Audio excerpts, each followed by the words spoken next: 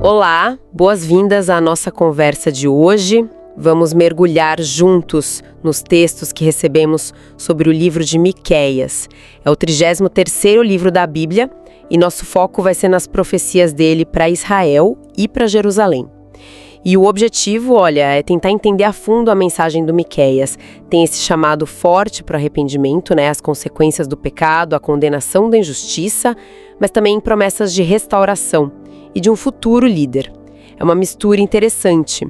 Então, para a gente começar, os textos situam Miqueias, ele era de Moresete, em Judá, e profetizou durante os reinados de Jotão, Acás, Ezequias, reis de Judá. E as visões dele eram sobre Samaria, que era a capital de Israel, no norte, e Jerusalém, capital de Judá, no sul. O que chama atenção logo de cara nessa mensagem... Olha, o que impacta primeiro é a intensidade. Miqueias não alivia, sabe? É um apelo muito urgente mesmo para o povo se arrepender dos pecados. Ele mostra as consequências que são terríveis da desobediência, mas, e isso é chave para entender essa tensão que você falou, ele não para por aí. A esperança está sempre lá. A restauração pela misericórdia de Deus aparece mesmo nos momentos mais escuros. E um ponto central da denúncia dele é contra a exploração social. Ele bate muito nisso. Os governantes, os ricos, explorando os pobres. Ele liga essa injustiça diretamente ao julgamento que está para chegar. Vamos, então, entrar nesses primeiros capítulos que, dão bem o tom desse julgamento. O capítulo 1 já abre com uma cena quase cósmica, Deus vindo do templo no céu como testemunha.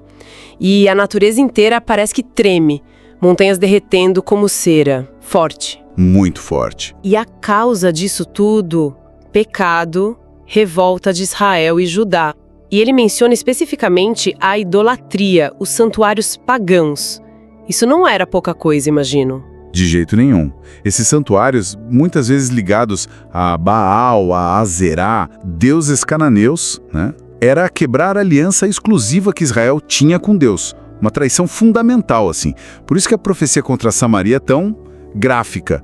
Ia virar um monte de entulho, as pedras rolando morro abaixo. E os tesouros deles, provavelmente ligados a essa idolatria, talvez até prostituição cultural, tudo seria destruído. E essa destruição toda ameaçava chegar em Judá, em Jerusalém também. Miqueias até lista umas cidades, Gate, Bet-Lifra, Safir. Parece um roteiro do desastre. Exatamente. Um mapa da desolação se aproximando. E o chamado para o luto é extremo. Andar descalço, nu, uivar, raspar a cabeça. É uma imagem de perda total, Total. E o capítulo 2, então, ele aprofunda essa questão da injustiça social como a raiz do problema. Ele vai direto naqueles que ficam planejando mal de noite para tomar terras e casas de manhã. É uma crítica fortíssima à ganância e exploração dos mais fracos.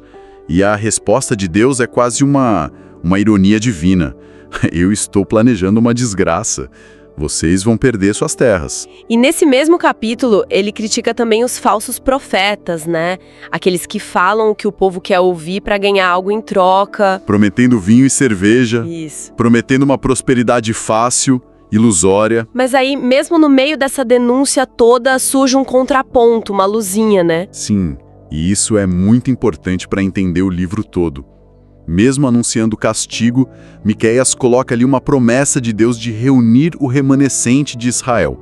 Quer dizer, mesmo castigados, dispersos, Deus ainda agiria como um pastor para juntar o rebanho de novo, num futuro. A esperança não morre. E essa crítica aos líderes fica ainda mais clara no capítulo 3. A mensagem é direta para os chefes, para as autoridades, que deviam praticar justiça, mas que na verdade odeiam o bem e amam o mal. A linguagem que ele usa para falar da exploração é brutal. Falar em tirar a pele, arrancar a carne, devorar o povo, é muito chocante. É uma metáfora poderosa, para descrever uma exploração que desumaniza as pessoas. Ele denuncia uma corrupção que está em todo lugar. Juiz aceitando suborno, sacerdote ensinando por dinheiro, profeta adivinhando para o pagamento. E o pior de tudo, todos eles falando, Deus está do nosso lado. E Miqueias se coloca na contramão, dizendo que está cheio do Espírito do Senhor justamente para denunciar essa hipocrisia toda. Que coragem! Muita. E a consequência dessa falha moral da liderança é devastadora. A própria Jerusalém, o coração da nação, ia virar ruína. O Monte Sião, onde ficava o templo, ia ser arado como um campo, coberto de mato. Abandono total. Nossa, depois desse cenário tão pesado de julgamento, de corrupção, os capítulos 4 e 5 dão uma virada, né? Como é que essa esperança começa a aparecer? É uma mudança de cenário impressionante, de fato. O capítulo 4 já começa com uma visão de futuro totalmente diferente. O monte do templo do Senhor se tornando o centro do mundo, atraindo todas as nações. E os povos não vindo para guerrear, mas para aprender os caminhos de Deus, ali em Jerusalém. E aí vem aquela imagem clássica da paz universal. Assim, espadas virando arados, lanças virando foices. Exatamente. O fim das guerras, uma era de segurança, onde cada um poderia descansar debaixo da sua figueira, da sua parreira, sem medo. É o oposto completo da destruição que ele acabou de descrever. Uma visão quase utópica, né? E Jerusalém, como fica nisso? Jerusalém é restaurada, volta a ser a capital importante, Deus mesmo vai reunir quem sofreu, quem foi expulso e formar deles uma nação forte. E Deus reinando em Sião para sempre. O texto não esconde que vai ter sofrimento antes disso. Ele até menciona o exílio na Babilônia, que ainda ia acontecer, mas Miqueias já vê lá na frente. Interessante ele já falar da Babilônia. Sim, mas ele apresenta esse exílio como algo temporário, que seria seguido por uma libertação que Deus mesmo ia organizar. É como se Deus usasse os inimigos para purificar o povo e, no fim, trazer a redenção. E aí chegamos no capítulo 5, com uma das profecias mais famosas, que aponta para um líder futuro. Como ela entra na história? Ela surge justamente quando Jerusalém está descrita como cercada, em apuros. No meio dessa angústia toda, vem a promessa de Belém Efrata, que ele descreve como uma cidadezinha pequena, quase sem importância em Judá, dali viria o governante de Israel. E o texto faz questão de dizer que a origem desse líder é antiga, de tempos antigos, num passado muito distante. Isso liga esse rei à linhagem de Davi, a um plano de Deus de longa data. Faz todo sentido. E que tipo de rei ele seria? Ele é descrito como um pastor para o seu povo, governando com a força e a majestade do próprio Deus. O reinado dele traria paz, segurança de verdade e teria um alcance mundial, até os lugares mais distantes do mundo. Ele seria o libertador, salvando o povo das ameaças. Menciona os assírios, que eram a grande potência da época de Miqueias. Isso tornava a promessa muito concreta, muito poderosa para os ouvintes originais.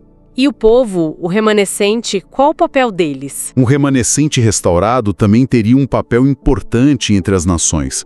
Seria como orvalho que traz vida, bênção, mas também como um leão, símbolo de força, invencível com a proteção de Deus. Só que essa restauração também significava uma purificação interna bem radical. Deus ia tirar a dependência do poder militar, cavalos, carros de guerra, e acabar com a idolatria a ídolos, colunas de Baal, posses de Aserá, que eram símbolos da infidelidade religiosa. Uma limpeza geral. Exato. E eliminar práticas pagãs como a feitiçaria. Era uma renovação completa, não só política, mas principalmente espiritual. Isso nos leva para o capítulo 6, que tem um tom diferente.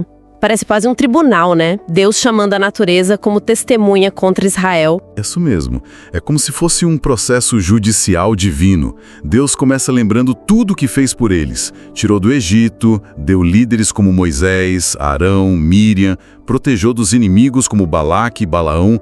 E aí, ele faz aquela pergunta que ecoa: meu povo, o que foi que eu fiz de errado? Por acaso fui um peso para vocês? É quase um apelo emocional, mostrando o contraste entre a fidelidade de Deus e a infidelidade do povo. E essa pergunta leva ao ponto alto do capítulo, talvez do livro todo: o que é que Deus realmente quer então? Miqueias desmonta aquela ideia de que agradar a Deus é só uma questão de quantos sacrifícios você oferece, ou quão caros eles são.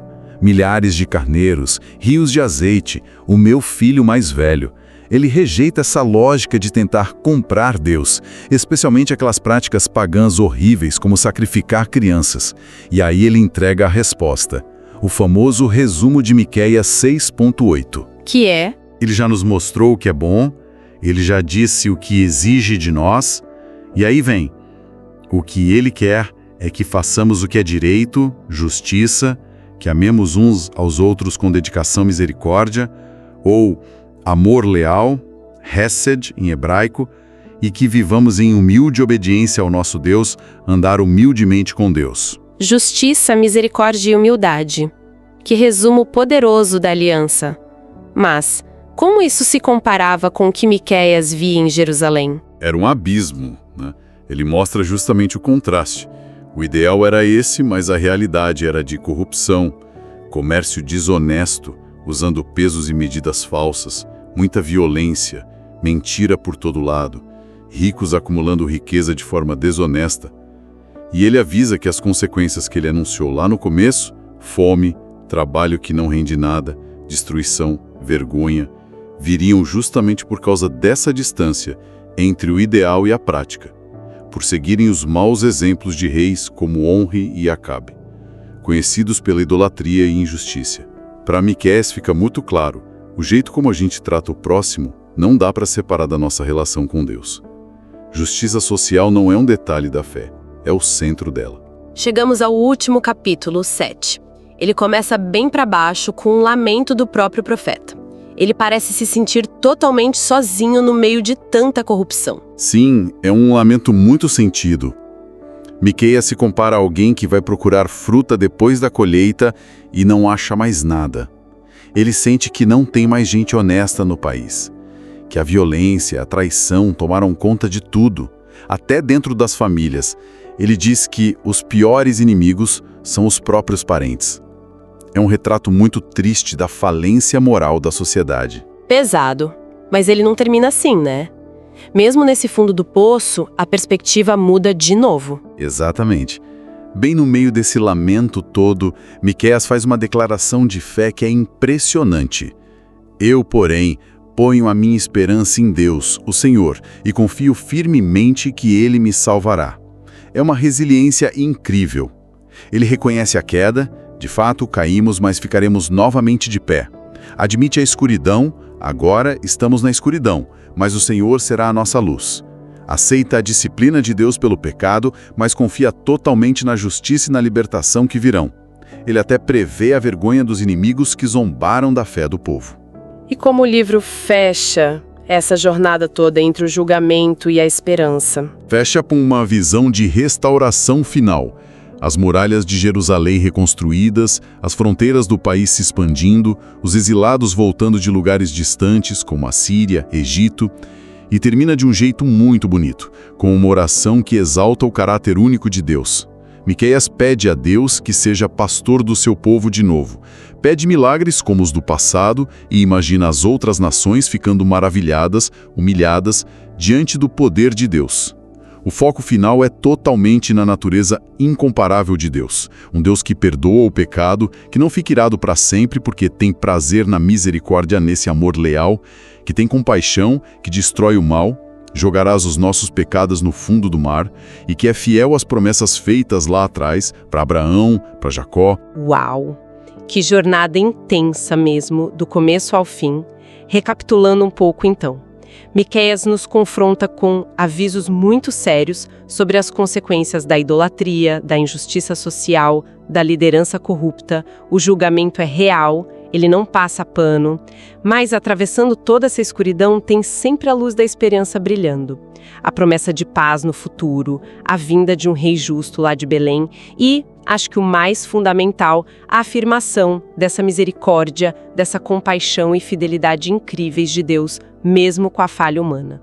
Exato. Aquela tensão inicial entre julgamento e esperança parece que se resolve na própria natureza de Deus, que é misericordioso e fiel, né? Perfeitamente resumida. E a reflexão que talvez fique pra gente, né, ecoando lá, Miqueias 6.8, é como esse chamado continua atual. Fazer o que é direito, amar a misericórdia e andar humildemente com Deus.